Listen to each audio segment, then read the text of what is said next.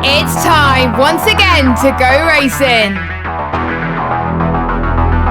The pressure is really on now.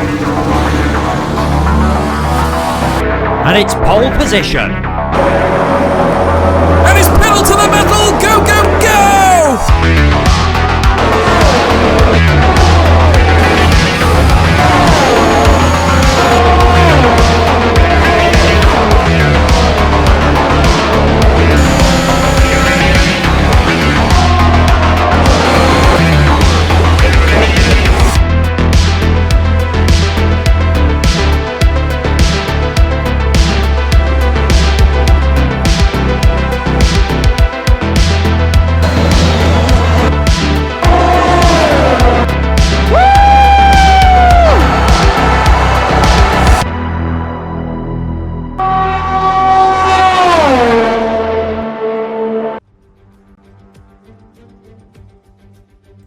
Good evening, everybody, and welcome along to PSGL Season 29. This is the pre-season race on PlayStation. We head to the circuit to Barcelona-Catalunya for the Spanish Grand Prix. We have a combined grid of drivers here tonight. We mostly have drivers from the PSF2 tier. We also have drivers from the PSF1 as well. But they all have the same purpose, to size up the competition and get themselves ready for the season opener next week in Bahrain. We got some familiar faces on the grid this season, some returning faces and some new faces as well. But what hasn't changed is who is joining me in the commentary box for this season. It is, of course, Mr. Owen Wyatt. How you doing?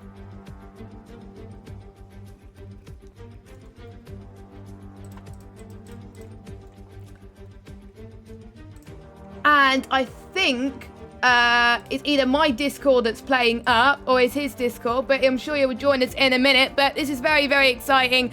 A track full of great corners and some great drivers on the grid. Some drivers have won champions in the past. We got a runner-up from F1 last season as well. And we, of course, got some F2 drivers from seasons gone by. And we also got Ash Best as well, who was in F1 last season, made the drop to F2 this season as well. We'll see how he does in a tier below him, because he probably was not expecting to be F2, but here he is as well.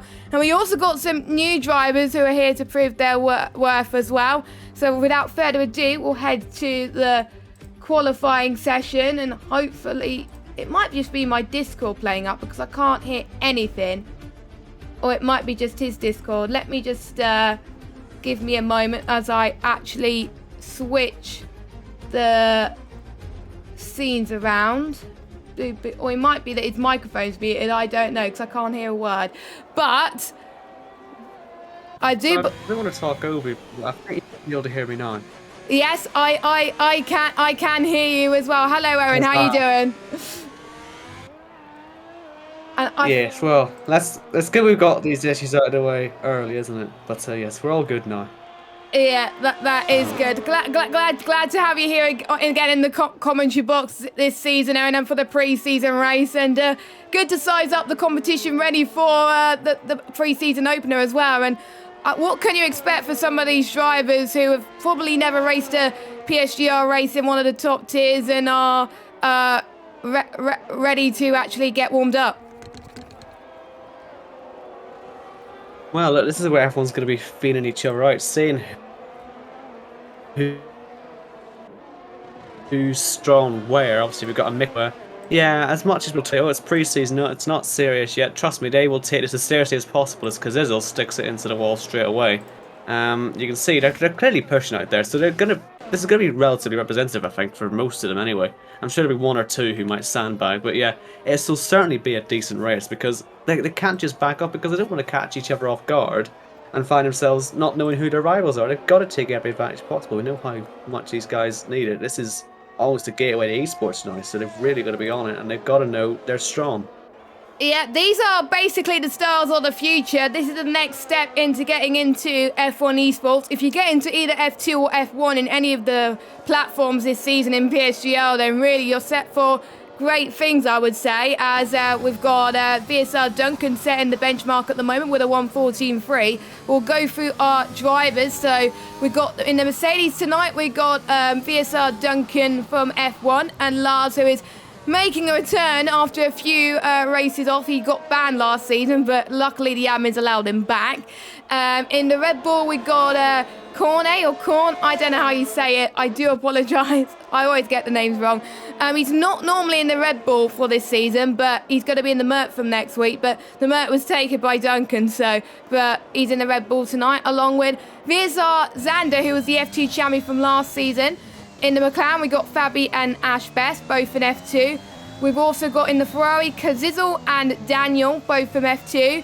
Aston Martin, we've got Juice from F1, and we've got Hadler from F2. Hadler actually won a race last season in Baku, of all places, as well. The race was very, very crazy, I can tell you that. One of the races of the season.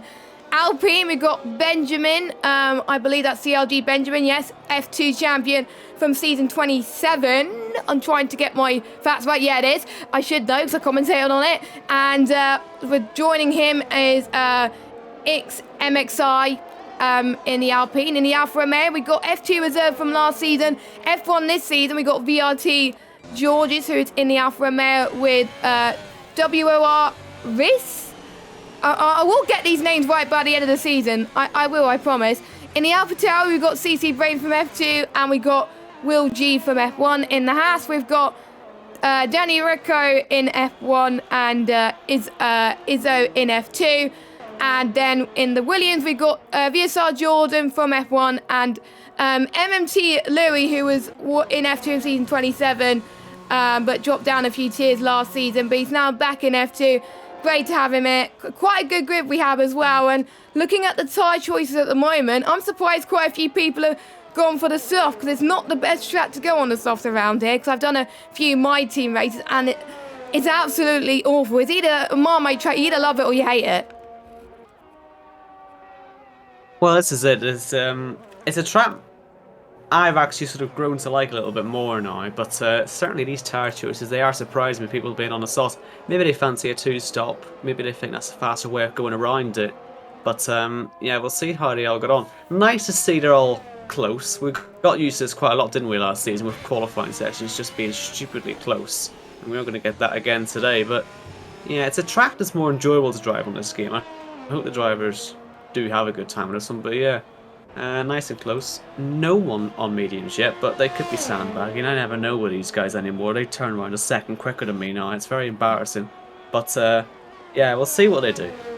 Yeah, we'll find someone on a lap. I believe Danny Ricco is going to be on the lap very, very soon. He was a driver that really impressed me in the social race last week. The social race which Connor and Krypton were keeping a close eye on for placements, just to give them a rough idea. Massive shout out to those two for getting the placements done in time. They had to deal with 13 PS tiers and 5 PC tiers, which is quite a lot. So good job for them, and I hope they took a well-earned break for the weekend before the season starts in earnest on Wednesday for the PC side.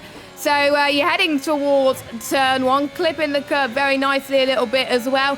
There's plenty of corners where if you hit the curb too much now, you're probably going to end up in a spin. Now, we've seen many drivers spin a lot today compared to previous seasons on the game around Spain. So something to watch out for. Another track which can catch a lot of people off guard in terms of curves. Belgium as well, bus stop, chicane, Silverstone as well, and lots of other tracks, maybe Australia as well, but Australia is a track which is towards the end of the F1 calendar now on the game. Not in real life, of course, because that's cancelled. Heading past turn 9, sometimes you can go full throttle on there and send it, but sometimes that does not work. It depends on your setup, of course. Heading towards turn 12 and 13, again, a higher gradient, but he's planted the car very nicely. We'll see how he compares to the F2 guys as well, because he's got a steep learning curve being an F1 on his first season in PSGL. Coming across the line now, let's see what his lap time compares to the others. And it is pole position, 114.3. The dark horse of last week's race is definitely the dark horse of this season's pre-season race around Spain. And at the moment, matching Duncan's times even quicker by a few hundredths of a second. Yeah, it's a good lap there from Danrico. Good stuff. As you're saying about the corners and the curbs, I think we did say about turn 9. It's a corner that just isn't quite flat. I don't think they'll have the confidence to go for it flat. I'm sure someone will try it, but the problem is, even if you stay within track limits, if you just stray a little too wide, the car bounces off the curb, as you say. The curbs are so aggressive, and you'll be in the wall so easily. It's probably the most difficult corner on this track, one of the most difficult corners in the game. And they've really got to push the limits for that one, but I'm sure someone will get it flat. But like I say, they're all very good at finding the right setups, but it's certainly a corner I haven't been able to get through, as we've got another quick time. We're getting slowly closer to the 1 minute 13s. I wonder if we will get there towards the end of the session. Might be a bit of a stretch, but we'll see how they all get on. Quite a lot of people are on out laps at the minute, so a few laps that have been set on the board, possibly a bit out of sequence. But I'm sure they'll all be able to get themselves through for a final run anyway. Trying to see if I can actually find somebody who's on a proper lap, or we can even catch another lap on board or something. I think Kazizel's just started one. We can follow him in the Ferrari. Just followed the Haas. We'll see if we can follow another driver and go P1. Just like Dan Rico did. Maybe it'll be a reverse commentator's curse for once, Jess. Yeah, because as you know, and Owen knows as well, every time I commentate on a hot lap, someone either spins or invalidates. Pretty much 9 times out of 10 last season. So I tried out one and it worked. So the next set of corners, you pass turn 5, and then you're heading towards a king of turn 6. I don't know why they call it a turn.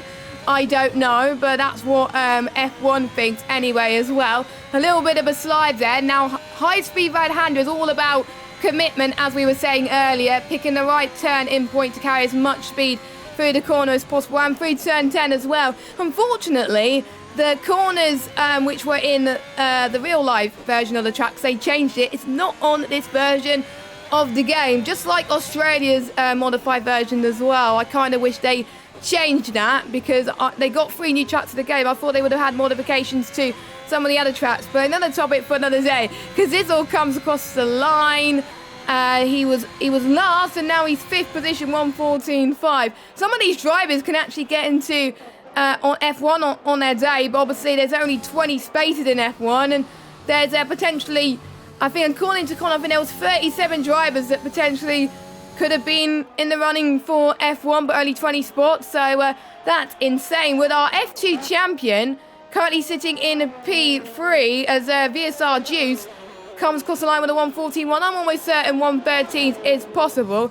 I'm a bit worried they don't have any softs left, because they don't have the tyre options compared to last season's game, where they have obviously either the softer, the balanced and the harder. This season they only have the balance. They have 3 softs and 1 medium, so not a lot to go by, and I'm sure certain drivers will be going on a few laps on a used set of soft, but they don't really want to be using it for the race if they're inside the top 10, as Haller tries to move out the way of the Haas car, and he's almost gone on into the runoff area as well. But I'm seeing a few surprised up near the top. VRT Daniel as well in 7th position, doing quite well. It's good to pick out the competition early on, but we don't know the predictions this early on. Like, we couldn't have predicted Suku, who is in the grid this season, to be runner-up by 1 point to the winner Bannon. I just wouldn't have predicted with that crazy race we had at Brazil last season. If you haven't watched it, please make sure you check it out, obviously, after the stream, because it was the closest F2 battles that I commentated on. Xander, who was our F2 champion, did not win a single race, and typical that you'll probably might win tonight, but probably might not never win again. But let's hope he does win in F1 this season, because that would be amazing to see how far he's come. He was a part of the Challenger Series as well in the time trials, and was in the Pro Exhibition, so he deserves to be there, of course. 5 minutes left to go. Still only one person yet to set a lap, so let's hope he can get a time on the board as he heads towards turn 10 now. He's invalid though, unfortunately, Hadler, in the Aston Martin. Not going too well for him at the moment. I imagine he'll probably just pit with this lap and just get himself onto the tyres, because you want to be going out in sequence here at the end, because you can't really get any space around here anyway. It's such a difficult track for a qualifying lap, and yes, he will just pit. There's no point standing out to try again, so he'll pit, and I'd be surprised if that many go out of sequence. Will is on an out lap though, so I wonder if he will be one of those that might just sneak through before everyone comes out and does their lap. So this could be All the focus on him now as he heads through this final chicane and prepares to start a lap. Unfortunately, I can't see how much time's left because I've got a yellow flag graphic. So it doesn't tell me how much time's left now, which is extremely useful for me. It's not well, useful for us at all. Yeah. Well, now it's great. It's yellow in both sectors now, 2 and 3, which is yeah, something I wish they could do with changing Codemasters. I'm sure they'll take some feedback on this. But well, Will heading through turn 3. Look out for a purple sector, I guarantee. Because as usual, the game will like to give purple sectors, but it's hard to really tell. He's up there on his own time, which is only enough for 14 fastest. But like we've said, all today, all last season, these guys are put into the right tiers. And even if it's F1 and F2, as Jess said, there were so many contenders, this will still be just as close as any other race. And so those couple of hundreds, as well, spins it through the gravel. Well, CCB, he won't be making any improvement now, will he? But as I was going to say, a couple of hundreds is a few positions, but a spin through the gravel is hardly going to help you on your course to that.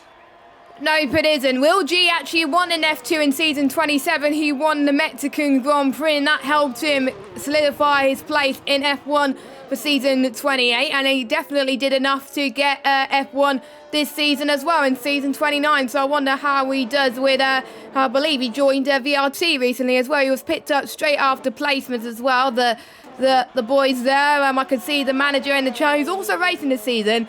In F2. It's going to be a battle of the esports team managers on the grid. We got Ash Best and we've got Kareem as well, so that should be interesting. But yeah, we're seeing a lot of esports team being represented in this grid. We got obviously VRT, Shazoo, CRG, VSR as well, and I think F2 is a grid where these esports teams actually pick look at these drivers that are maybe not in a team yet, or maybe in a lower team, esports team, and think, hang on, they could be a star that we want to develop in the future and they can improve as well. We saw many drivers who were in F2 gone on to many big things, like we saw Vasa Race, for example, who was in F1 for quite a few seasons, actually got a seat as one of the development drivers for Mercedes, McLaren and Alfa Romeo. Don't know which one, but as well as Nicholas Matteo and obviously Jakey as well, all from PSGL, believe it or not. So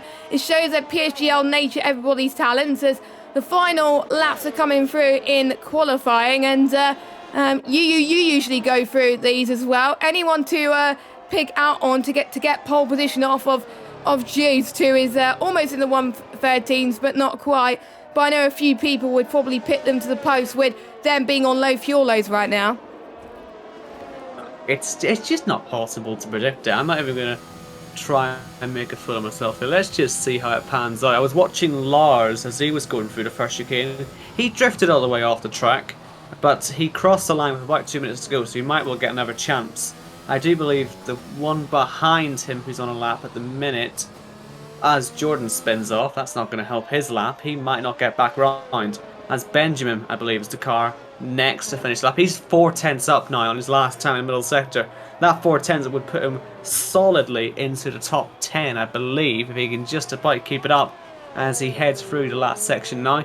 Look at the way they take the chicane, by the way. It's so difficult to do. As he slides in, he's taken it too much and spun round. It's such a tight chicane, and if you nail it properly, you make a 10th, and if you get it wrong, well, you've just seen the result. How about Corn? He is down on his time. I have no idea how long's left because of the graphic telling us on screen, but I don't see a checkered flag, so I assume he'll get another try. There's a proper traffic jam as well at the chicane as they all head through to start their laps. As Kazizel spins and he's into the wall. The McLaren and the Aston Martin go past. And a few drivers are making some crucial mistakes here. Juice has got a superb slipstream on the back of Ash Best. This could have pole position written all over it as he heads down towards turn 1. Let's see if we can find anyone else crossing the line to finish their lap. The other Alpine's gone off in Narnia and the session is now over. So, Daniel, the first across the line, is only 9th fastest. We've got a McLaren of Fabi. He's gone 7th fastest. George is now coming around the final corner. Only 5/1000s up. And doesn't improve his position. He stays in P8. Another car crossed the line. I think that was the Alpine that spun. And we've now got the Haas, if I can find him. Danny Crow. He's gone 2nd. Duncan has spun as well at the chicane. They're really struggling with this, Jess. It's incredible. How about Reese? He's coming around the final corner. He's up by a tenth, nearly 2 tenths. That might give him a couple positions. He does go up into P16. Next car, I believe that was Lou. He's gone 11th. And the Mercedes, having just spun, is not going to improve his time. Sanders heading through the last sector, but so is his teammate who's cutting the corner. That's not going to count. Hadler is slow as well, but his teammate, we saw that system he got down towards turn 1. Can he make it pay as he heads around the final corner? He's already on provisional pole. Juiced extends his gap. It's a 14-0 now as we wait to see who else is able to finish a time. There's not many more out there. I believe his teammate, like I say, is on a slow in lap. And I believe, Jess, that's everyone done. So Juiced is on pole by a 10th here in the Circuit of Catalunya. The top 5, all F1 drivers, of course, separated by a few temps. I wonder how that's going to play maybe next week as well. That gives them some confidence as well. And then we've got some F2 drivers in the mix as well. And we saw that last season that some of the drivers in F2 were able to be in the top 10 in qualifying if they were in the F1 grid. So that's going to be pretty amazing. So we'll go through your qualifying results. We've got Juiced from Danny Ricco in 2nd, Xander in 3rd, we got MXI in 4th, Duncan in 5th, the highest placed F2 driver, Shizu Korn in 6th, Fabi in 7th, also F2 driver, George is in 8th position, we've got Hadler in 9th, Daniel in 10th, and then we've got Louis, Kazizzle, Jordan, Lars, Will G, Riz, Ashbest, Benjamin, CC Brain, and Izu. We only got 2 drivers who tried us out, put the laps on the mediums, and they failed. But apart from that, the top 18 separated by 8 temps, and the top 10 separated by 5 temps. But I have to give it to Juice with his amazing qualifying lap as well. He just missed out on having a chance to fight with Wilson and Duncan for the title in F1 last season. Could this be his breakthrough season? Because obviously Wilson's not racing this season in PSGL F1, so we could have some new title contenders already. But again, too early to predict because we don't have all F1 drivers, we don't have all F2 drivers. Yeah, it's a bit of a split, as we've said already. But we're now waiting for everybody to choose their tyres. So those in the top 10, they were pretty happy with the softs then. So I do wonder then if they are looking at a 2-stop or if they can actually do soft to hards. It sounds quite unlikely. You can see in the Mercedes garage, Duncan, he's choosing the mediums. So I imagine quite a few, if they're outside the top 10, might start on the mediums. But it's a bit good indication of how they're going to be tackling the strategies this year, because I think everyone wants more of these 2-stop races. A bit more entertaining for us as viewers rather than the easy 1-stops. But let's see what tyres everyone's going to choose.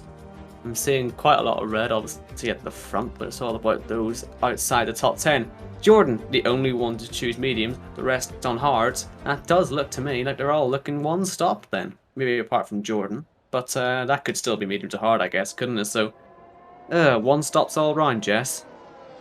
Yeah, I think so as well. I think the most popular strategy from outside the top 10 would either be hard to soft or hard to medium. Some people said that it is possible to do hard to soft, but on the game for me anyway, I can't do it. But my time management is appalling and compared to some of these guys as well. But I'm intrigued on why Jordan has gone a tyre compound softer than everybody else outside the top 10. But I'm guessing he just wants to get his ground early on and make up some positions, because turn 1 can get very feisty and he could be the one to pick up the pieces, of course. Obviously, everyone outside the top 10 is on the soft because they qualified on them, and that's what they're going to be like for going into the race as well. I think most people only went on 1 lap on the soft, so they should be okay, and they should have enough pending any issue. I do believe there's open setups today. Most of the social races, pretty much all the social races, had preset setups because some people were new to the game and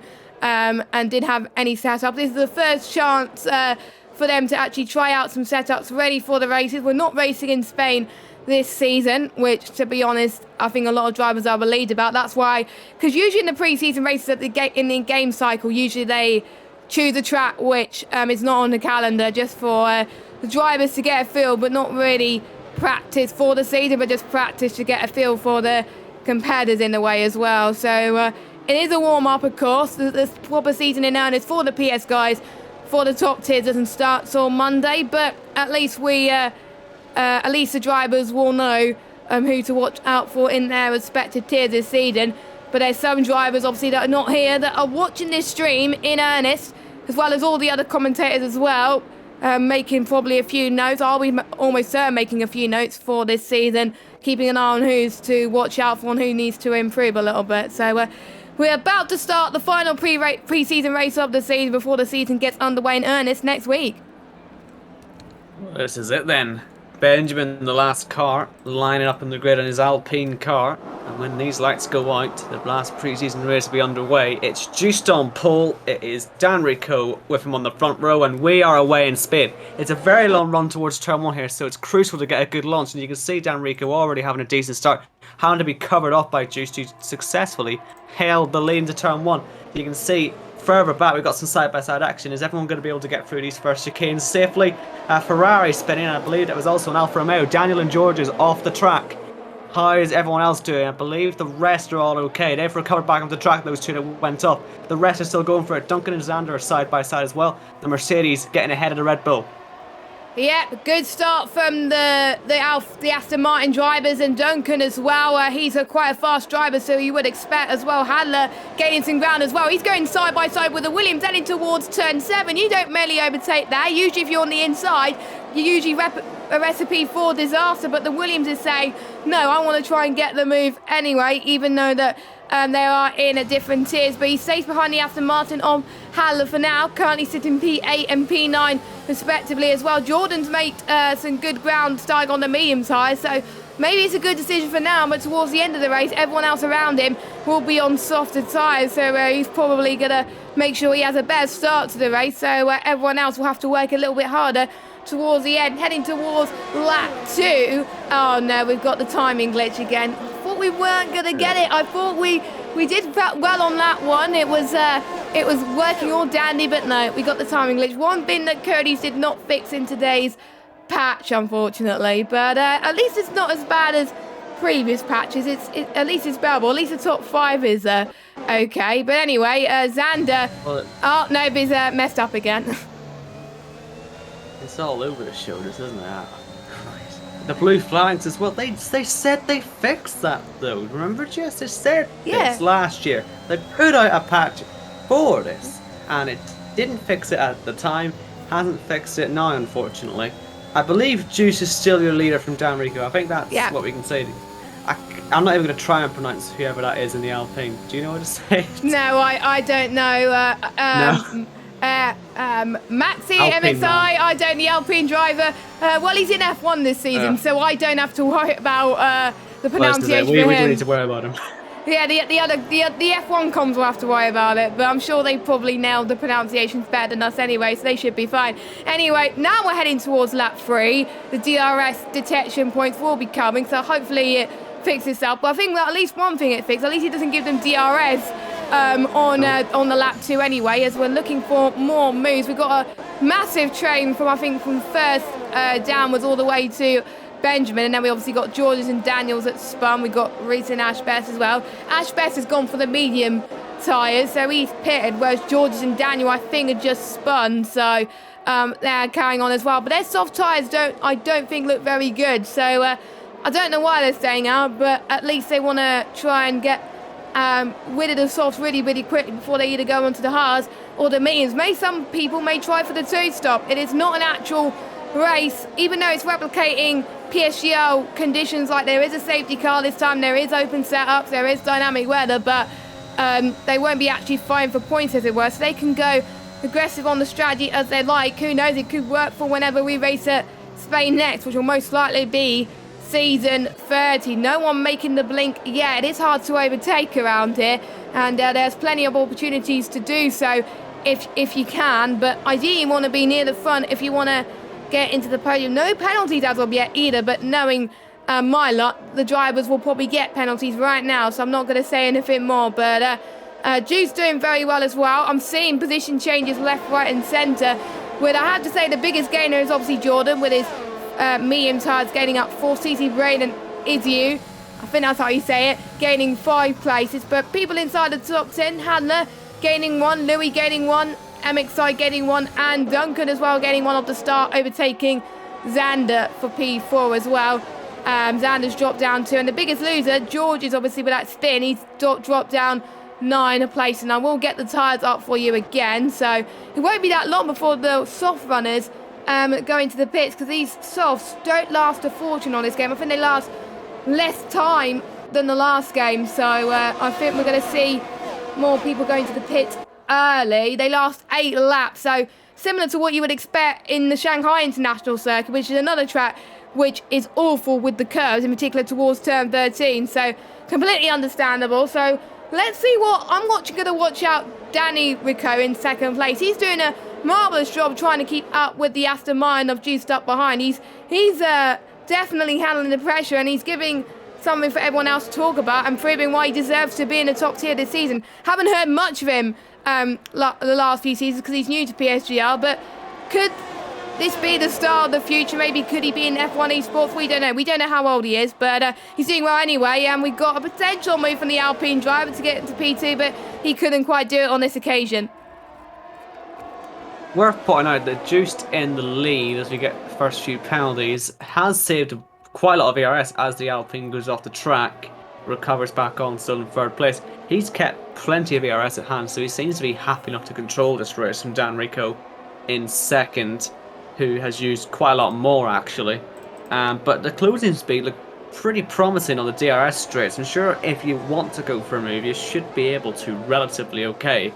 But I don't think at this stage of the race you'd want to be doing that. We keep getting AWS graphics up saying that it's a 2-stop. Perhaps it might still be. Someone might try it. Maybe a lot of them will try it if they say it's working.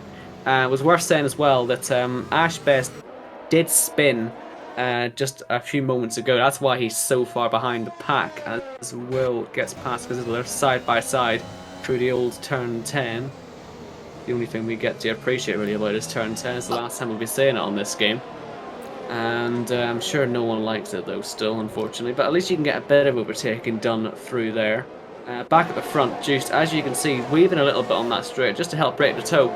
Will Dan Riccio be tempted to go for a move into turn 1? He does pull to the inside line, goes down the inside and is into the lead of the race in his Haas. So Juiced, who's been saving that ERS, what's he going to do now? Is he just going to sit back? Is he going to save a little bit more? Will he go straight back past? This is where we're going to start to see his racecraft come into its own. And it'll be a good chance for him as well to see just how he's going to handle these fights when the season starts proper next week. Yeah, exactly. He's doing an incredible job so far, and it's definitely a great race to warming up to fight against the likes of Juice, Duncan, Xander as well, and all the other F1 drivers on the grid. So he's doing well for himself. He's going to build that gap, and hopefully he could try and show to everybody that he could be potentially a championship contender. We got our first few penalties of the race. Hadler's got one, Benjamin's got one, as he just popped up, and Kazizel's got one as well. So we got three second time penalties. The black and white flags are still there on this game, which I love because it tells which drivers have a penalty and which drivers do not, of course. So expect the drivers that are on the hard compounded tyres to make those tyres last 20 laps, whereas the ones on the softs, they will have to pit around about lap 7, lap 8 to go onto their next set of tyres. The mediums last 15 laps as we got a move for Juiced again. It's going to be like a ping pong battle between these two, but this time Juiced got it before the DRS straights, before turn 1. So Juiced, great move from him back into the lead of this race. This is allowing the guys like MXI, Duncan to catch up as well, because the more that they keep switching positions, the more that everyone else is probably going to take advantage as they head towards turn 4, and the amount of time they lose between the softs and the mediums is around 5/10, and between the softs and the hards is around about a second per lap. So that is interesting, and between the mediums and the hards around 5/10 per second. So not much compared to the last game, but obviously some drivers don't like Spain compared to the last game, as I don't as well. Jordan looks like he could go for a move on Hadler maybe, but no, he's a little bit too further back. Maybe MXI on Danielko, probably not. They're just not blinking at the moment. As soon as someone else blinks to go for a move, then I would say there'll be more moves being made, I think, across the field. I think it'll be maybe next lap when people will start going for moves before they go into the pit stops. Maybe someone will probably go into the pits now, as that was a late move from the Alpine driver to go in, as Duncan goes in, Xander goes in too. So they're all going in a lap early for the undercut, whereas our leaders Juiced and Daniuko is staying out then. They probably wouldn't have predicted that those drivers will be going into the pits, but that was a late decision for the Alpine driver to be like, you know what, I'm going into the pits. Well, he had to wait and see if the front two were going to pit first, and once he knew they weren't, he was then able to pull in. He has got out ahead of Duncan and Xander still, and he's got a good gap to race behind, so it's free air for these guys. They should be able to get up to speed quite quickly on these hard tires. It only takes it 1 or 2 laps. Back up at the front, Juiced has used lots of ERS, as has Dan Rico. They've put their foot down, and Juiced is well off the track. Lucky not to end up in a spin there when you go wide at turn 9, but he's kept his foot to the floor. Still not setting personal best. You wouldn't do that near the end of the stint, but only 4 tenths off on the lap. You can see he's clearly pushing, but will it be enough to hold the lead when he comes out of the pits? Remains to be seen. Certainly feels like it's an in lap. You can see he's got his blue pit light on as well on his telemetry there, as he does pull into the pits. That bollard gone after the Alpine knocked it down. Dan Rico follows.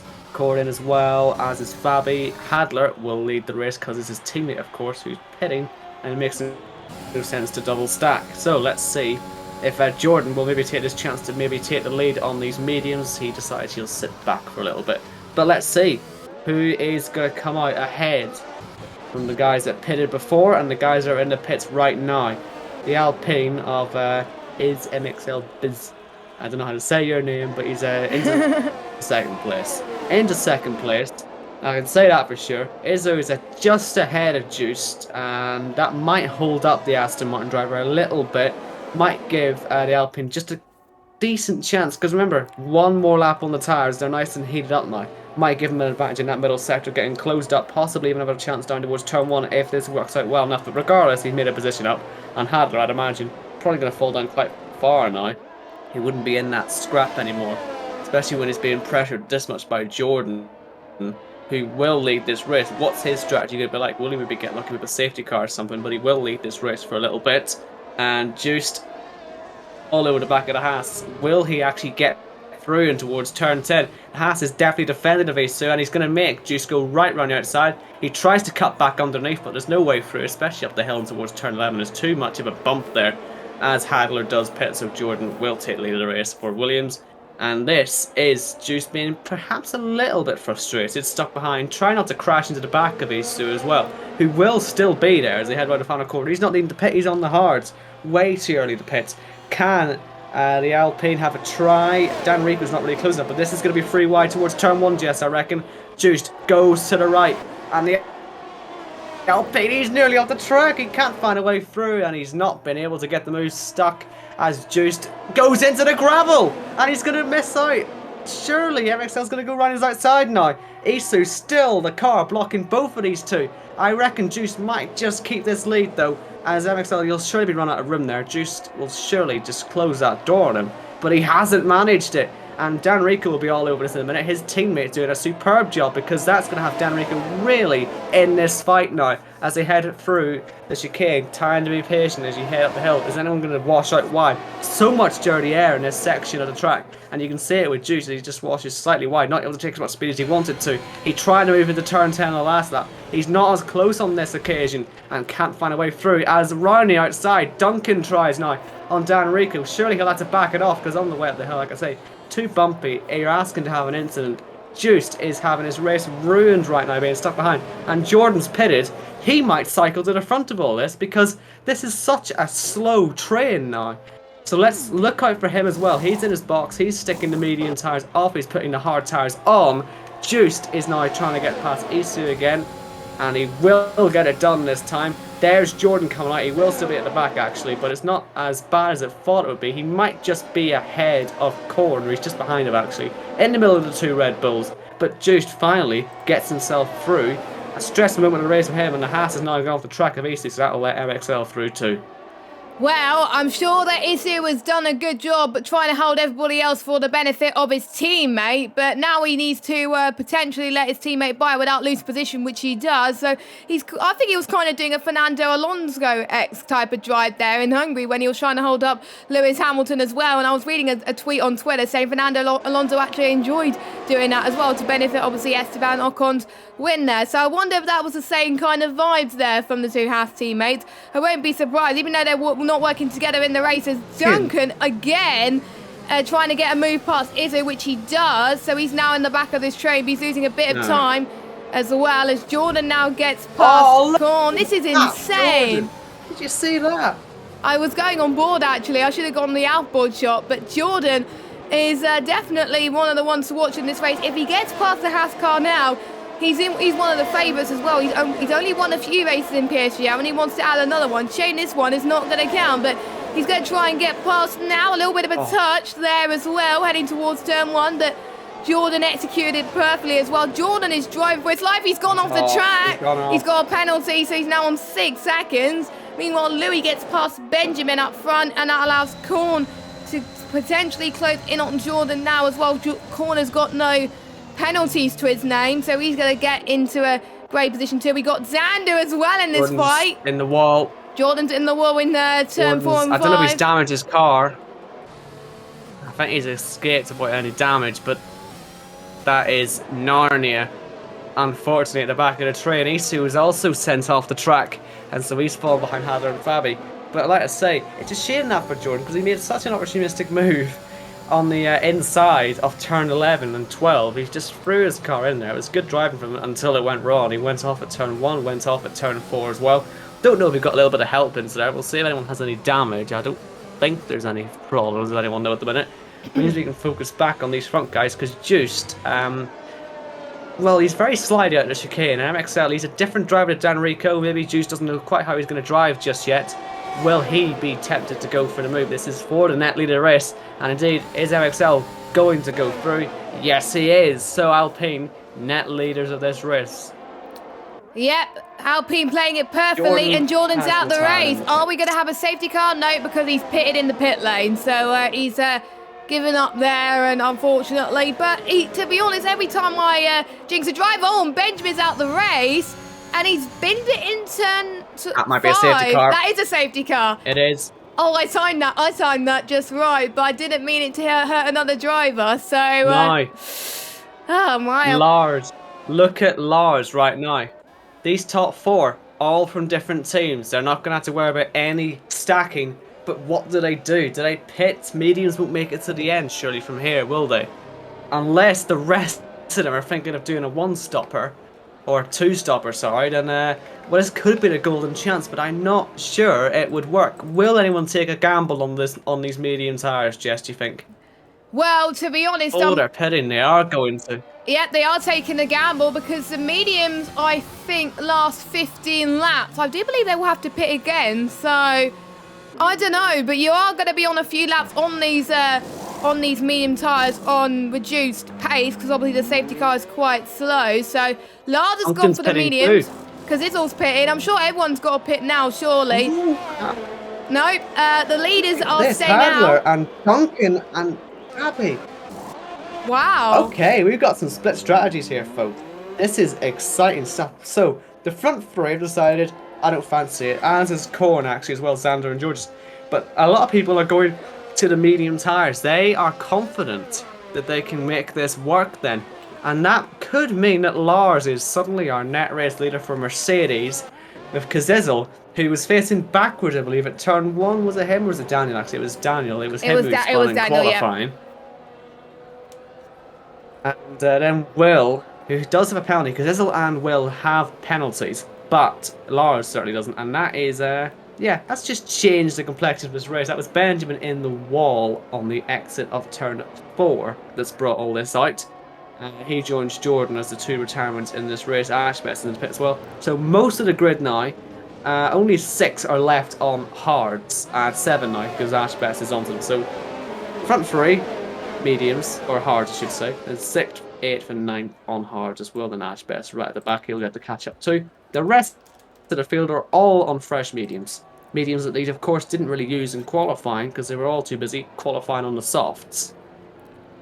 Yeah, some of these drivers did not use it in qualifying. They had a spare set of mediums. So for the ones that did not use the mediums in qualifying, this could benefit. And for some of the drivers that want tram position, they're going to be in a lot of trouble, I would say, with the likes of Lars and Kazizel. But their tyres are more durable, the likes of MXI Juice and Daniel Coe. So maybe that's why they're staying out, knowing that the tyres could last the distance. You never know. That's what I like about these safety cars. It definitely changes the strategy, and this is the first proper race in PSGL where we've had safety cars. I believe they trialled it, in Belgium a few weeks ago in PlayStation, but that's the only race they trialled it at. All the other races, including the PC ones, there were no safety cars. So this is the first time we get to see it in earnest on this game. I kind of wish we had the Aston Martin as well safety car, because it looks ever so nice compared to the Mercedes, but there we go. Still shot with some drivers not pitting, and for Jordan, he's probably having a kick of the teeth. If it happened a lot earlier, he probably would have stayed out, he probably would have kept going, and probably would have go back into this race, because like Casizzle, who's been having issues, but he's been climbing his way back up the field, he must be loving this. Same with Lars too. So it just goes to show that you do not give up with these kind of things as well, and you've got to plan for these safety cars, because you never know what could happen. There is a possibility of 5 safety cars and VSCs to happen in a 50% race, and this is one of them, of course. We've had no VSC yet, we just had a safety car, and a VSC could turn into a full safety car on the drop of a hat now, like on this game, which I kind of like, but it provides some uncertainty, of course. I kind of wish we had rain in Spain to fix it up a bit, but we are getting sunny at the moment, which some of these drivers are absolutely loving right now. But it is the Alpine driver that's leading the way. I don't think it's going to be that long before the safety car comes in, I don't think, because the field is caught up, and it does come in this lap, and I'll let you take this one. Yeah, so just quickly on penalties, by the way. Oh, we've had a collision with the front two, have we? Okay, both of them have 5-second time penalties. Right, so those 2 have penalties. Is there any damage? I don't see anything on Juiced. But I was going to quickly say, Casizzle and Will have 6 seconds. The rest of those penalties are 3 seconds. And now the front 2 both have 5 seconds as well. Dan Rico might well be very happy to see that. Will Lars as well, I'd imagine. But let's see how we all do on the restart. It is MXL who's going to be the one who controls this as he heads through the chicane. I have a feel he'll probably floor it now. I don't think he's really got much more of an option, and he does floor it out of the chicane. And we restart the race in Spain as we cross the line. No DRS for the first 2 laps, remember, so we won't get anything until lap 18. And just weaving, no one pitted out of those 2, so they have no issues with the front wings or anything, just a small collision, I guess. As Will goes past corner into turn 1, already making those medium tyres work quite well, but the front 3, front 5 actually, all stayed in position for now.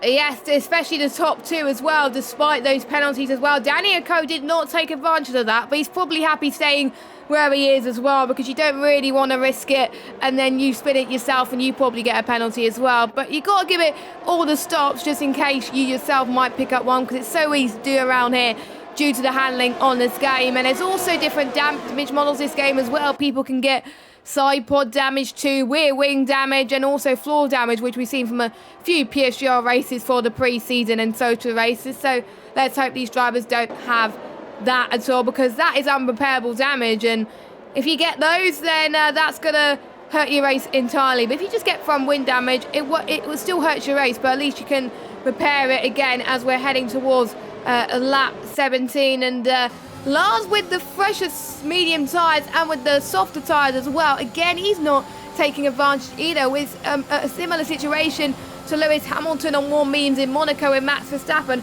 He was able to hold Max Verstappen for quite a bit with the Warner tyres, and this is exactly the same what's happening here with Danny, Juiced and MXI compared to Lars, Casizzle and Will. So maybe those 3 should have just stayed on the same strategy, but they were started on hard, so the only choice they would have gone for was the softs, and softs only last 8 laps, so really they shot themselves in the foot, and they were hoping that there wasn't going to be a safety car. And there was, but that's how the way things have turned, and you got to make your bed and lie on it, as it were. And let's see what Lars could do when it gets to the DRS straight, because that's going to be on lap 18, like he said. Lars will probably get the move there. Juice gets another penalty, so I don't know how many penalties he's on now, but he had the 5 seconds plus the 3, 8 so seconds. 8 seconds worth of penalties. I think MXI's on the same. Danny Coe's on none, Lars is on none, Casizzle I believe is on 3. Will G's on 3 as well, so a lot of the grid are on at least 3-second time penalties, and it's not like he could get it removed because it is a pre-season race. As Lars had a big slide going towards that bump, which I have to say is awful. Don't know why that bump exists. And here we go, DRS enable then, this lap then. So Kazizol is looking a lot better than Lars this lap then. So this could be Kazizol's big chance. I do believe Lars is almost out of DRS, but he's not, so that's all good. And this is a chance for people to save their ERS as well in the last few laps in the safety car. Izu, the Haas driver, who had a good strategy holding up his rivals, does get a 3-second time penalty as well. So he's dropped down into 15th position. And these drivers, they're just not moving. They're staying exactly as they are. And Kazizol was the only driver out of the lot to just really take advantage and potentially get the move. But he's not going to get the move yet. He's got to be within a few tenths, I would say, to get the job done. He had a bit of a slide through turn 8 towards turn 9 now. Now he's not too close to get the move, really. So, yeah, I think just wait until the latter part of the race where I think more people will be taking risks, I would say. Xander's looking good on maybe making the move past corners as well. So, this could be interesting. Louis looking good too. And I wonder if Doug has made the right decision to pit as well as Louis, because they already pitted once. So, I wonder if they think that the mediums would be the softer tyre to get them to the end of the race and they feel like they can push their way in the grid. It doesn't look like they have done so far, so maybe they should have stayed on the hards.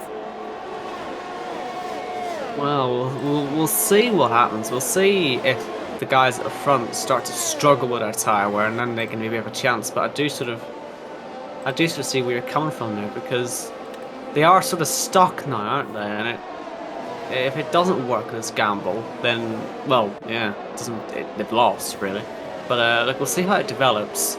Because the safety car would have helped those medium runners, or the harder runners, to not pit again, as Louis gets dive bombed by Duncan, because Louis was actually trying to fake out Xander, and Duncan decided he was just going to take advantage of it, but they had a bit of contact on the exit of turn 5, and it ended up not working out for either. So they stay in position, 9 and 10. And let's say a lot of DRS trains starting, so it would take quite a lot to get a move done. Lars was all over the back of Dan Rico there for 3rd place. Dan Rico, who might well be driving a bit more conservatively now, because he knows that the guys ahead have got penalties, and so it's a race win there for him as long as he can hold this position. It's a long way to go though, 14 laps, and I think Lars had a better run through the last chicane. Dan Rico just about in DRS, but he's not going to get much of a slipstream, I don't think, as Louis has potentially had an incident, has he? Yes. Yes, he has. But he's recovered his last place. Lars doesn't get a move, but the 2 Red Bulls have swapped. So Xander is up into 7th now. Korn into 8th. There we go then. So Xander finally triggering the move off of Korn. I wonder if that's going to trigger everybody else to make for moves too. I think I'm almost certain it will be the same for Lars as well, as I think Lars is quicker than Daniel Coe this lap as well, so this could be the chance that he's been looking for. He's been stuck behind Daniel Coe for the past few laps with that dirty air. Don't forget, dirty air reduces downforce, and this would not help you at all. And Juice has got another penalty. He's gone penalties galore. He's got to be careful that he doesn't get disqualified. You don't want to get disqualified, but luckily we only got 13 laps to go of this race, 14 laps to go of this race, so plenty of chances yet, but Juice is going to maybe drop out of the points if this grid still closes up, which is not ideal. So Juice has got to get a move on and maybe try and get past the Alpine driver, which he's not even close at the moment, so I don't think he's even going to get past. And Daniel Coe saying fastest lap, and I know he's going to be pushing as well. He's running out of ERS though. He's got the red flashing light for a reason. What about Lars? Lars is doing a lot better on his ERS. Meanwhile, Duncan goes side by side with Korn, gets past him into turn 1 there, making another move. So we'll see if he gets past Xander. We're seeing if any other drivers make past moves. I think that's the only move we've seen from some of these drivers heading towards turn 1, because you have the DRS straight, and obviously from turn 9 into turn 10. So I don't think you could get the move anywhere else, apart from that midfield train when we saw with the Haas car earlier on in this race. I don't think there was any other moves you could possibly do as well. So Lars take 3, as it were, past turn 9 into 10. Let's see what he could do now. Slipstream galore. He's got the benefit of the DRS. And nope, he's not going to get the move. He's a lot closer on the hairpin, so I wonder if he's gone for a setup which is geared towards the corners, because it looks like that he's dropping down on the straights, but he's getting a lot in terms of these low speed corners. If someone's gone up, that is Kazizel. Kazizel. He's recovered though. He's gonna set himself in P9, and well, he already has 6 seconds of penalties. That might be him finishing outside the top 10. Of course, there's no points up for grabs today anyway, but here comes Duncan Knight up into P6. Easy enough move when the guy at the head of the train hasn't got any DRS to use. And yeah, you can see that Duncan has got by both Red Bulls, one on the lap before and now one on this lap, so he's making good progress on those fresh mediums. But the problem he's got now is there's a 3.5 second gap up to the guys ahead, and they're all on the DRS train, so he needs them to start fighting a little bit if he wants to make this gamble pay off. But at the very least, he's now in a decent enough position to say that, well, it was worth trying. Yes, and Duncan probably hasn't used that much ERS, and I would have thought he's on 70%. He's just used his overtake, and if the ERS panel on this game flashes green, that means they use their overtake. I did not know that on the spectator hub, but I just realised it. So learn something new every day at the moment. So Duncan, I would say, out of all the medium runners, I think he's doing a lot better job trying to get past the hard runners. So to be honest, if he's the one to challenge for the likes of Will and Lars when he catches up to them, which probably will be hard to do anyway, he could be the one that maybe challenges the front three if he could do it. Duncan has won a few social races this game as well, so he's continuing where he's left off. And Will dropped a little bit on Lars, so if he's not careful, he's going to run out of DRS, whereas Lars, again, not quite close enough, but again, looking good towards turn 2 and 3. And I thought Lars would take advantage since Danny has got little ERS to use, and the ERS management, if you use too much in the safety car restart and at the start of the race, then you don't have enough to recharge on this track to use, and I think that's what Danny Co has got to do. But this is his first race properly with some of the top guys anyway, so he is getting used to battling with the best of the best. I'm sure he would improve within time anyway, but some of these drivers that are running out of theirs, they've probably used to these drivers more than not, so I probably would have expected them to be on much higher ERS, maybe around the 50s. If you're on the 50s and you are pushing and doing something well, but if you're on the 30s as well, potentially you'll be doing well. But if you're below that or above that, you really need to be starting pushing on the straights, as I think Kazizel is back in this train again, which he is, in, I would say, the train led by Duncan, and he's looking for a move past Korn. Now Kazizel again has got penalty, so little room for error, as it were. He's got to really get past now, so heading towards turn 1. He's got the slipstream. Can he go on the attack on Korn? No, he can't. He's a bit too further back to do so. Meanwhile, Haller gets past. George is up into 10th place already, so doing well on those mediums. Could get past Kazizel very, very soon, but George is not having the best of the races. Well. What happened? I think he's hit Lars. He's just given up on it. He's retired as soon as he's realised he's going to fall to the back of the grid. And that contact, I believe it was with Lars, well, it's taken him out of the race. And he's left the session straight away, so he's clearly not happy about that. That shouldn't have been a safety car out, though. No. It depends on his car, so it sits there. Nope, But, his car's yeah, gone. he's just despawned. Yeah. So that now means Lars doesn't really have to worry about any pressure, because the car behind him, anyway, is his teammate. So now he can focus fully ahead on Dan Rico, who is still in the net race winning position. So he knows it. He only has to pass one more car. The two cars ahead have got 8 and 11 seconds of penalties, respectively.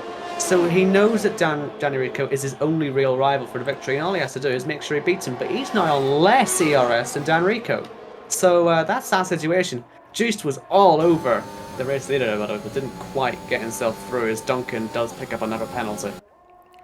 Yes, more penalties are starting to come through as we head towards the end. I wonder if people are not finding their rhythm a little bit. And we got another retirement. I think that's a pit lane retirement. So that's Louis out of the race as well. So I believe that's both of the Williams drivers. So both Williams drivers out of the race, as well as we've got Will Gini Apatari and Benjamin in the Alpine. So that still leaves 16 drivers, which is a lot better compared to some social races on PlayStation, where we've only had like 12 drivers, 10 drivers left. So they are taking it a lot seriously. Don't forget, they are running setups, most of these guys, so they're not, some of them are not worrying too much about the understeer. Someone else has gone off. It's a blue car. Not sure quite what blue car it is, because it is hard to tell if it's a Williams or... Nope, it is a Louis. It's Louis AI. Okay. I was getting drawn to if it was another blue car, but it is, because MXI is still running in first place, doing quite well. He's pulling a gap massively to Juice right now, and Juice doing the same to Daniel at the moment. Lars again closing up on Daniel. I'm looking at Lars's car. Despite the contact he had with Will G, I think, going into him, he doesn't have any damage by the looks of things, unless he's got a bit of floor damage, which is not repairable, of course. It is hard to tell with the graphics at the moment, but Lars is okay, and he's still challenging the front guys, so this could be, I think with the penalties, he could get P2 out of all of this. He fancies the win, though. When it's right there for him, I'm sure he fancies it, but I just don't see how he's going to do it. It's so difficult to get past on this track, as you're saying with these trains, but I'm sure he'll give it a good try. Plenty of time still left in the race, at least. But yeah, well, we'll see how this pans out. But right now, that top 4 train are just sort of chilling for a bit. Juice has to get the pass done on FVR at some point soon, because he's going to want to still cross the line first. But yeah, we'll see when that happens. He has got the most ER in his top 4 by some distance, Juice. It just seems that since that penalty, he sort of lost his head a bit, perhaps. Went a bit trigger happy on the penalties, and you can see how much he closes towards turn 1, but then doesn't make the move, as Kazizel goes past Korn towards turn 1. Yeah, so it's starting to see some more and he's got another one. Oh, he's got another one, yeah. So let me just actually get up the penalties for you. So Juice has got the most on 14, then we've got MXI on 8, and then we've got a few 6-second ones. We've got Duncan, Kazizel, Haller, CC Brain, Izu, and then we've got 3 seconds from George's, Daniel, Riz, I think that's how you say it, and Ash Best. Everybody else is penalty free right now, but we can probably check the warnings as well to see if anyone is one short of getting a penalty, because if you get 3 warnings, corner cutting warnings, you do get a penalty. I won't be surprised if any one of those drivers maybe near the front are almost close enough to get a penalty, because if you get a penalty, that's pretty much your race victory over. As we got another spinner, that's Ash Best probably in the wall, and he's out the race. As well, I think. Let's see, are they going to put any sort of safety car or even a virtual out for that? I don't think they will. They would have done it by now if they were going to, but I think that is an accident, like on that back straight on the S29. Maybe a bit similar to how Will spun off in qualifying. But regardless, that's Ash Best out. Juiced, again, just closes in towards turn 1, but then doesn't make a move. Oh, Dan no! Rico now has a penalty, so Lars is in the pound seats for the victory, unless of course he gets one as well. In which case then it's equals again with those two. But 6 laps to go. All Lars needs to do now, and he knows it now, is just keep it clean. And keep up with the pace of these guys, because if he spins, even if he doesn't get a penalty, then is his race over as well. And Lars, if I were you, I would give this opportunity to save your ERS, knowing that the guys around you are on penalties. And there's one other driver to watch out for that could be in a chance for a podium. Xander in P6, he's got no penalties. Korn as well could be in for the top 4, maybe even top 5 finish potentially as well. So that'll be intense. We don't know how the order's going to shake up, because I can't do maths terribly. That's why I had to rely on some formulas on Excel to work out the championship last season for F2. So, because it was all crazy and all that. But luckily tonight we're not in that situation. We hope we get an close F2 championship like last season, because that will be amazing, as Kazizel's picked up another one. I believe that's up to 9 seconds now for the Ferrari driver. Juice looks like he was going to go for a move for the Alpine driver, but it looks like he backed off last minute. So he was quite comfortable, but again, he didn't want to potentially go for it. He didn't have the room, unfortunately, as well. Lars has backed off a little bit. He's probably read Michael, even though he's using his ERS a little bit. And once you get to around 10% ERS left, you lose a bit more power compared to if you're on 4 ERS or maybe 30%. So Lars has got to do a bit of saving if he wants to catch up to these guys, but he's in the danger of maybe even losing the win because he's just losing so much pace potentially. So maybe the memes are starting to die right now, and this could give the hard runners something to breathe perhaps, and maybe Xander could be on for a race victory. I did say at the start of the stream, do not count Xander out. So yeah. Well, Lars did make a mistake on the last lap. That's why he's lost all this time. Because he had a mistake in the last chicane, just missed his apex a bit and ended up way off the track. And the problem is, that means he's now out of the DRS zone. And once you fall out of it, it's very hard to get back in. As you can see, he's now just stuck at that 1.1 gap. Still enough to win, I think, at the minute. But the problem is he'll have Duncan catch him now. When Duncan catches someone he hasn't got DRS, well, when he's done it before, he's passed people. Now Xander, as you say, Jess, is following onto this. And if these mediums are going to start to struggle, then these hard runners might be the ones to watch. And as you also said, 15 laps. That's what these mediums do. There are still 4 laps to go. Will these tyres make it? It's a bit of a cusp, I have to say as well. But don't forget they were in the safety car, so I give or take, I would say three extra laps.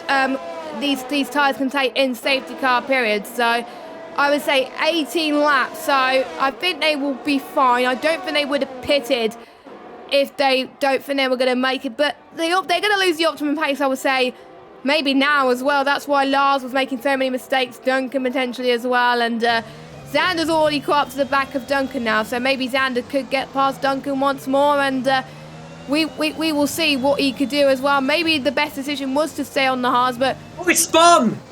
Lars is gone. Lars has blown it. Lars has blown his shot of a victory right at the very eyes, and I thought I saw someone else spinning, but it was Lars again, and Korn's also in this fight as well. He could be like, hang on, I saw Lars spun, I could get P7 right off this, so let's see, turn 1 he goes. He's right on the gearbox of Lars, but he couldn't quite do it. This is a great opportunity. Don't forget, I'm looking at the F2 drivers out of the ones who do not have penalties.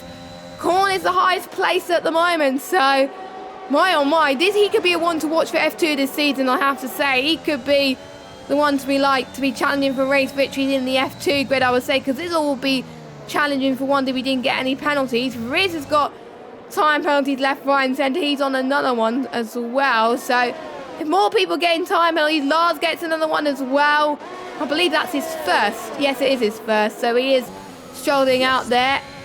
And Xander, if Xander wants that race win, he's got to move fast. I'm almost certain he could get a podium. Actually, no, he can't, because Duncan's 3.4 seconds behind Danielko. So, yeah, but you never know. Xander could... Well, he'll get third place, won't he? He could get third place. If Xander can get by Duncan, he might win the race. But he has to get there first, and I don't know if he'll be able to do that. It depends on if Duncan's tyres fall apart or not. The final lap of the F1 race here, I think it was season 25 or 6, it was Danny Moreno right here where Duncan is. His front left blew up. So it does happen round here. It can go bang at the most terrible moment, but Xander does have a chance. If you've got no penalties, you've got a chance. As CC Brain has spun. So that's another medium runner making a mistake near the end of the race. They are starting to struggle for grip, absolutely. But we'll see how this all pans out. The front two have just so many penalties though. I do think it'll still end up going to Johnny Rico for the win. It depends if Xander will get second place. I think he should. He should. But, I think Xander will get at least a podium, I think. Because obviously everyone else has 6 seconds, 11 seconds, 14 seconds for Juice's sake. So yeah, Xander will get at least P2 if it stays like this. But Danielko definitely will get the race win. I'm just looking at, the gap is too much for Xander to get the win right now. But I'm sure he'll be happy with P2, with the grid that he's up against as well. And again, another decision made right for him to go to F1 this season. He's doing us proud as well. This is the last time we're going to be commentating on Xander. Here's Juice on the Alpine driver. He had to make the move. Sam and Watt still going side by side. Final lap of this race, and they're battling as well. They waited until the last moment to do so as well. I know they won't be fight for the win generally because they've got penalties. We're heading towards turn 4 now. This could be a chance for the Alpine driver to get past Juice into turn 5 as CC Brain's out the race as well. So we're already down to 14 drivers, but this is shaping up to be an intense finish, even though these drivers are not going to get points out of this as well. Daniel Coe could get the win on track, but if I was him, I would not risk it. Duncan as well, within 3 seconds of Daniel Coe as well, even though Duncan's got penalties as well. Xander, I think, just backing off, knowing that he will get the places of penalties anyway. So there we go then. Final few corners of this race, and it looks like Juice will get the win on track. Yep, here he comes. He's in the final sector now. Bided his time. We knew he had the move in him as the Alpine actually goes well wide at the chicane. Danny Rico might have a chance of getting him, but regardless, here comes Juice to cross the line. He will be first to the line, but I believe our winner is Danny Rico by 7.5 seconds. It wasn't even close. Xander should jump to second. He has. Only 1.5 seconds off the lead, but look, it was enough for Danny Rico. And Korn completes the podium for Red Bull. Duncan ends up P4 and Lars in 5th. And Carnage.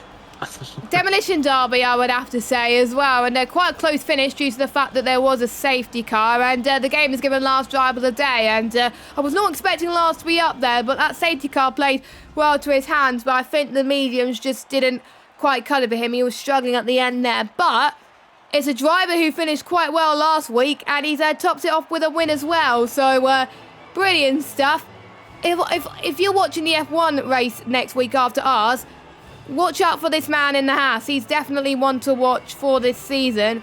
And he could be the one that... He could be a Sparks at the end of the day. The driver that hit the ground running from day one in PSGL. And he could be the one that could be challenging for titles in many seasons to come. Maybe this season.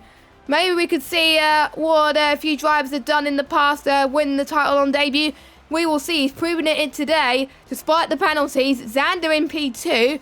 Korn in 3rd, Duncan 4th, Lars 5th. We got an all Dutch 3rd, 4th and 5th place there. That's great to see. And we got MXI in 6th, Juice in 7th, George is in 8th, Daniel in 9th, Fabi rounds up your top 10. Only a few drivers have walked into this race with no penalties. Fair play. Cazidle just misses out on points. Riss in 12th after all of that. Hallow in 13th, Izzo in 14th, and then your timers are CC Brain, Ash Best, Louis, Will G, Benjamin and Jordan. So Jordan was very unfortunate after an incredible comeback earlier on in the race. He had a good start as well, but that is racing unfortunately, and that rounds off the pre-season race for season 29, and that makes us very excited for the season opener very, very soon. And I don't want to predict too much here, like we said, because it could all change when we head to round 1 in Bahrain, because it's such a different track. This is it. It's almost another reset, but at least some of the drivers have had a chance now to see how they stack up against the others. It should still be a very good race next week, so do be tuning in to all the races. As we said before, all it's kicking off on Wednesday, I believe, with the PC tier, so we're very much back now. This is the end of all the pre-season boredom. Let's get ready to properly race for this. Yes, and we'll talk about the actual start of the season. We've got 3 spectacular races, actually. I did look at the calendar and I was very excited about what we got on offer. So I will get the preview going into this month. We've got Bahrain, like we said, to kick off the season. And we've got France for round 2, which always provides great races in PSGL. Blizzard being the king of France, I have to say. In the F1 side at least, and then Belgium for round 3, and again Belgium usually a crazy race for F2 as well. We saw Will Murdoch win in season 26 on the first Belgian race in the last game cycle, so crazy things have happened here as well. So I need to actually remember what when the races are on the PC, because I always get the timings wrong, and I hate doing this, so I'll have to get it up in our chats and I'll get it right. So it starts off with the F3 tier being streamed on PC at 7 o'clock with Jackson commentating that, and then we got the F2 tier at 8 p.m. with King Kodiak and Dan V8 Field, and then we got F4 and F5 on PC as well at 8 p.m. but that's not being streamed. And then we got the F1 tier. I would like to call it, I think, the esports tier, I would say. But Yeah, that's at 8 p.m. on 7 p.m. I almost got it right, but it's 7 p.m. Thursday. I believe one-shot qualifying is back on Thursday, so that's exciting. George Morgan and Jack Canal will be in the commentary box for that one. And we also got F13 at 7 o'clock and F12 at 8 p.m. on that day. And on Sunday, we got F11 and F10 and F9. And on Monday as well, all the goodness happens. We got us, of course, at 7 o'clock. The stream to be on a Monday night, I have to say. And we all got F3, F4 and F7 on the same time as us. And then straight after us, we got the top tier PlayStation. We got 8 p.m. F1.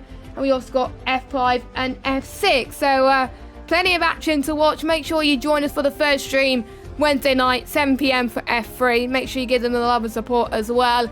And then we'll be back same time, same place for the F2 tier at 7 o'clock. And it'll be a pleasure for you to join me in the commentary box once again next week. I can't wait to get started. Yep, can't wait. Can't wait to be here. Hope all of you will be here as well. It'll be a fantastic race. Looking forward to it. Yes, we will see you soon. Enjoy the rest of your evening, and I'm excited for the first round as much as I do. So have a good evening, everybody. And for the PlayStation side, we will see you next Monday for if you want to watch F2, watch F2. If you want to watch F1, F1. It is entirely up to you. But anyway, have a good evening. Goodbye.